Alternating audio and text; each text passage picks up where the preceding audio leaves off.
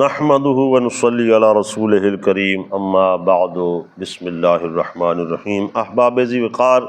دعا ایک عظیم عبادت ہے اور دعا مانگنے والے پر اللہ تبارک و تعالیٰ بہت راضی اور خوش ہوتا ہے۔ اللہ تعالیٰ سب سے زیادہ توفیق دے کہ ہم اس کی بارگاہ سے گڑ گڑاتے رہیں، مانگتے رہیں، دعا کرتے رہیں۔ یقیناً یہ فائدہ سے خالی نہیں ہے۔ ان ابی سعید الخدری ان النبی صلی اللہ علیہ وسلم قال، حضرت ابو سعید خدری رضی اللہ تعالیٰ عنہ فرماتے ہیں کہ اللہ کے نبی صلی اللہ علیہ وسلم نے ارشاد فرمایا، قال ما من مسلم يدعو بدعوۃ لیس فیہا اثم ولا قطیعۃ رحم الا اعطاہ اللہ بها احدی ثلاث۔ آپ فرماتے ہیں کہ جب بھی کوئی بندہ اللہ تعالیٰ کی بارگاہ سے دعا مانگتا ہے کہ وہ کوئی گناہ کی بات نہ مانگی جا رہی ہو اور نہ ہی کسی تعلق کو توڑنے والی بات مانگی جا رہی ہو،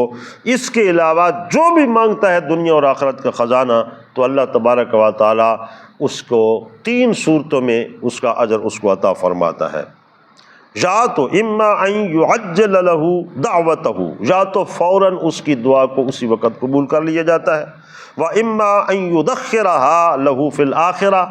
یا اس کا ذخیرہ اللہ تعالیٰ فرما لیتا ہے آخرت کے دن کے لیے کہ اس دعا پر اس کو بہت زیادہ اجر عطا کیا جائے گا۔ وَإِمَّا أَن يَصْرِفَ عَنْهُ مِنَ السُّوءِ مِثْلَهَا، کہ یا اس کی دعا کی برکت سے اللہ تبارک و تعالیٰ اس پر آنے والی کوئی مصیبت جو ہے اس کو ٹال دیتا ہے، ختم فرما دیتا ہے۔ جب صحابہ کرام نے یہ فضیلت دعا سنی، قالوا اذن نکثرو، کہا، عرض کرنے لگے حضور ہم تو پھر کثرت سے دعا کیا کریں گے۔ قال اللہ اکثر، آپ جتنی بھی زیادہ